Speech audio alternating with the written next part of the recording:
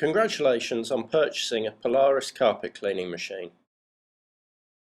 In this video we are going to show you how to use the machine safely and some key features of the machine to help you improve productivity and results.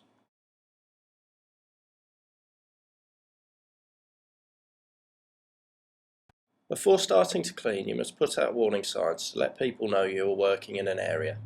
These should be placed at the entrance and exit points to the area you are cleaning. Make sure that you open doors and windows to provide ventilation and air movement to help dry the carpet. Before cleaning any carpet, it is important to remove larger debris by litter picking. Then remove loose dry dirt with a vacuum.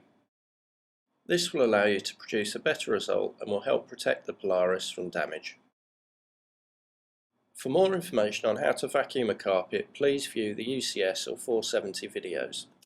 To clean a carpet effectively, you need to identify the carpet type and backing material, as this can affect the amount of water that can be used and the type of chemical you should use.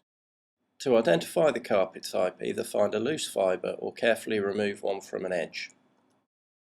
Remove the carpet fibre and carry out a burn test to identify it. Always do the burn test in a safe location. For more information on this, please contact Bix or Victor. You can check the backing of the carpet by peeling back the edge of the carpet and looking at it. If the backing is rubber, as it is here, you can use a fair amount of water without a problem. For more information on other backing materials and their effects, please contact Bix or Victor. Whatever the carpet type or colour, it is important to pre-test the chemical. This quick test will tell you whether the chemical is going to react with anything in the carpet and cause a problem. Remember that whenever you are handling chemicals, to wear the correct PPE. In this case we are using gloves. Pour some of the chemical onto a white cloth or towel. Place the cloth chemical side down onto an inconspicuous area of the carpet. Apply pressure to the cloth and keep it there for about 30 seconds.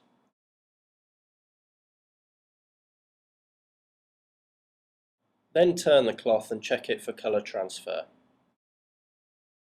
If the cloth has not taken any of the colour from the carpet, you should be safe to use the chemical. If you can see some of the carpet colour on the cloth, do not use the chemical and refer to the carpet manufacturer's instructions for cleaning.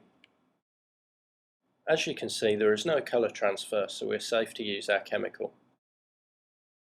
Spray the chemical onto the stain. You can use a brush to agitate the chemical into the stain. Always brush from the outside edge of the stain to the centre to avoid spreading the stain. You are now ready to clean the carpet using the Polaris.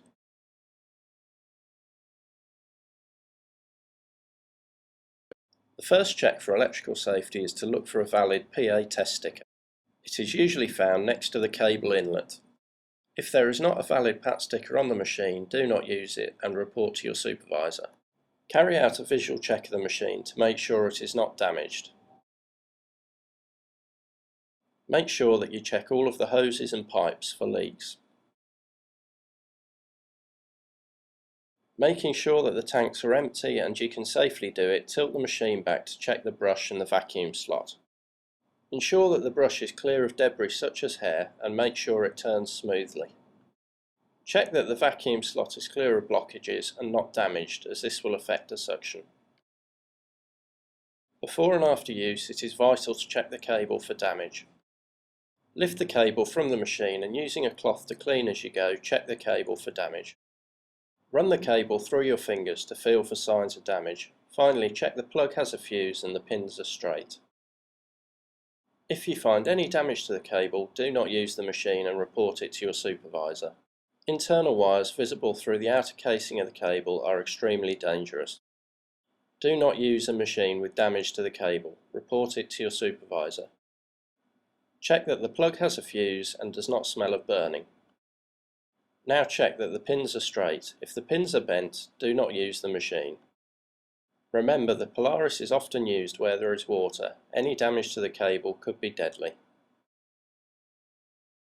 Remove and look at the solution filter. Remove any debris caught in it and replace.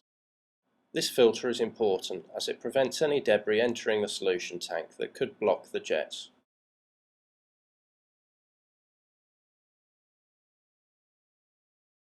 The handle height on the Polaris can be adjusted for comfortable operation. To change the height, remove the handle locking bar. Then tilt the handle back to your required height. Once at your required height, lock the handle in place by replacing the handle locking bar. Fill the machine with your pre-mixed solution by pouring it into the tank through the solution filter at the front. You could also use a hose to put the water in, then add the correct amount of chemical to the tank. Make sure that your hands are dry before plugging the machine into the socket. Insert the RCD into the socket and then the plug to the machine. Finally, switch on the power and activate the RCD plug. You can now turn on the machine and start cleaning. The brush, solution spray and vacuum can all be independently controlled on the Polaris. To clean the carpet normally, you activate all three. If you just want to carry out some dry passes, you can just activate the vacuum. If you wanted to carry out a pre-scrub of a traffic lane, you could activate just the pump and the brush. The button marked pump allows the spray to be activated, but no spray is on until you start the machine. The carpet spray light comes on when the solution is being released onto the floor. To clean this area, we are going to use all three functions. Notice that the buttons light up when they are switched on. Once all the functions have been set, you can start the machine. Start the machine using either the left or right activation button, whichever is most comfortable. Starting at the edge, move the machine over the carpet slowly for best cleaning results. During use, keep an eye on the dirty solution as it is collected. If you see foam building up in the tanks, stop the machine and pour some defoamer into them. Start cleaning again when the foam has disappeared. Work over the remaining area using systematic overlapping passes. Pay attention to the amount of water going onto the carpet. Remember, our aim is to leave the carpet as dry as possible. To get the carpet as dry as possible, it may be necessary to do extra passes over the area with just the vacuum on. Always work away from the cable and keep it away from the machine at all times.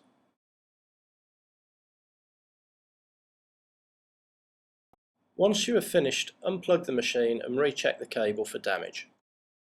You can wind the cable onto the storage reel on the handle as you go. You should empty the two recovery tanks after every clean. To access the tanks, simply lift the tank cover. You can then just lift out the two recovery tanks and empty them into your designated disposal point. Take care when lifting the tanks out, as they may be heavy. Always wear gloves when handling the tanks.